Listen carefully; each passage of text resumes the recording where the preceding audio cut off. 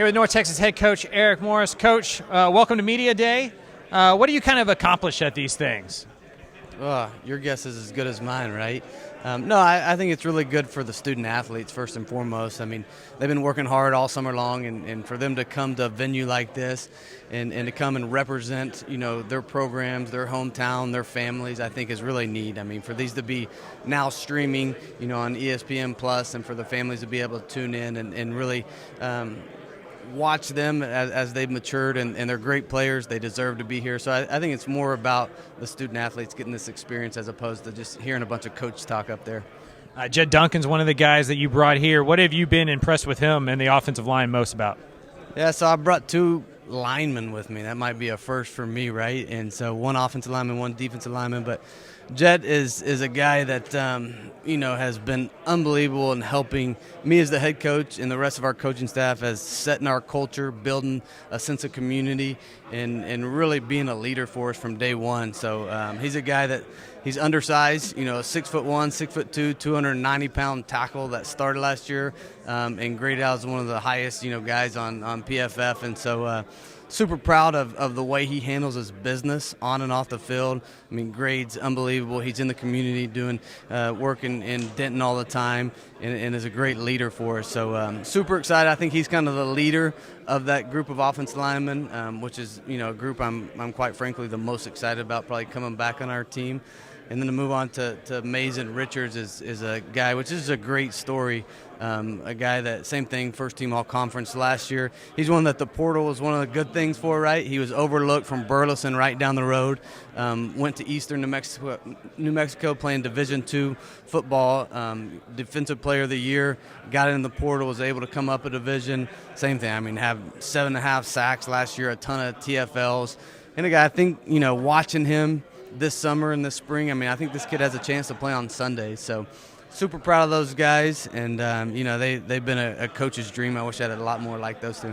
You're a former wide receiver. I think your reputation in the sport is as an offensive coach who scores a lot of points, passes the ball around. But how important is the trenches, no matter what offensive or defensive style that you're playing?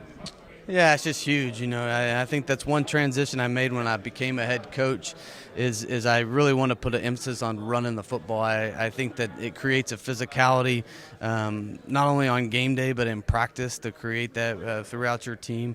And I think it's key, when your quarterback's off a game or two.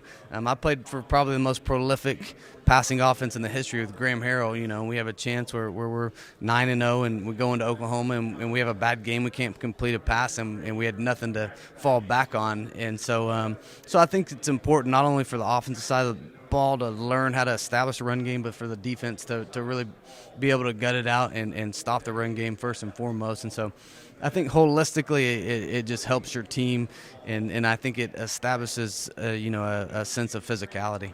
Is it fair to say that you probably call more run plays this year than maybe you have in the last few, just because of not only the offensive line, but that running back room you have is stacked?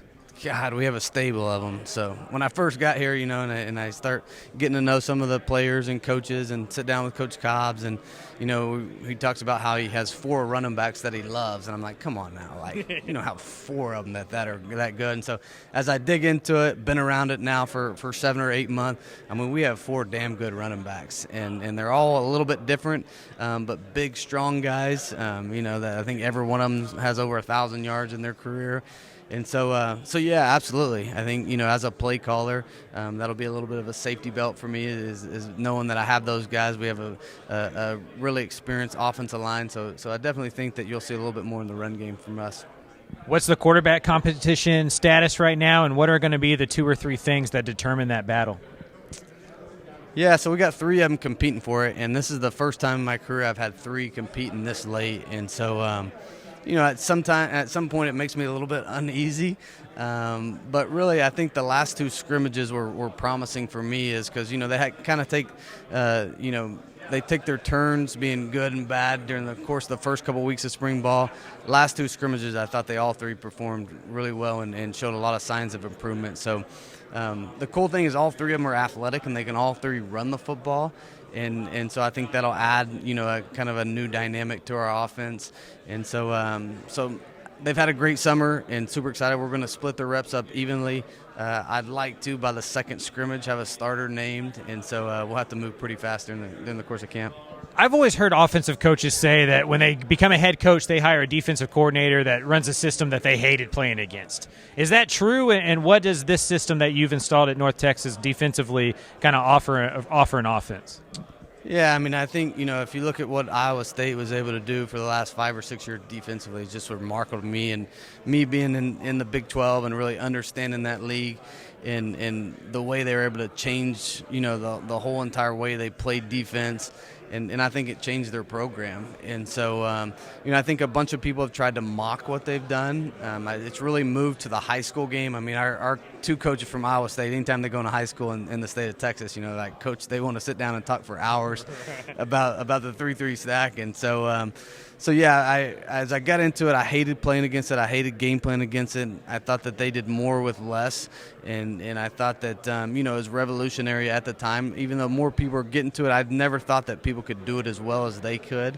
And so not only did I love the system, but I kind of fell in love with Coach Capone and his mindset, his attitude, and his philosophies kind of really matched up to mine. And so I think it was a perfect fit. How do you go about establishing expectations? Is it just 1 week at a time, we're worried about this week, or do y'all kind of get bigger and go wider scale and really talk about what y'all want to accomplish this year as a whole? The cool thing that I can remember back being a player for Mike Leach is there was not one game I ever played in or coached in with him that I didn't believe that we were going to win that football game when we walked onto the field. And that includes, some teams that we were top 5 in the nation. And at Washington State, we might have been, in the top third in the worst teams in the whole entire, in the whole entire United States. I don't even know what to say, but yeah, I can never believe. So it's just I'm so competitive. I love this game, and I'll probably quit coaching at some point if we're walking out on the field. I don't believe we can go out there and win each and every one of them. And then for North Texas fans who are gearing up to kind of come out in September, October, start supporting this team, what should they expect from the Mean Green? Yeah, just to play extremely tough brand of football. I think offensively we'll play extremely fast, and it'll be a lot of fun, and it's going to mix in a little bit more run game than what they're used to seeing from me. And then, too, I think defensively they'll be proud of the attitude and the effort. They'll get downhill, and we'll tackle extremely well and create turnovers. So excited to see those guys out there. It's going to be hot as hell on September the 2nd when Cal comes in at 3 p.m., but I think Mean Green Nation will be there and ready to roll. Have you picked the sneakers for that game day yet, or is that still to be determined? I do have some. I have 2 different pairs right now, so I just ordered some new green Dunks that they just came out with that I like a lot, and then I have a couple green Jordans in my arsenal. So I'm not a big guy that just loves to stand out, so I'd like to wear something that the rest of the coaches have on because it's about the players on game day, not about me. All right, sir. Appreciate you.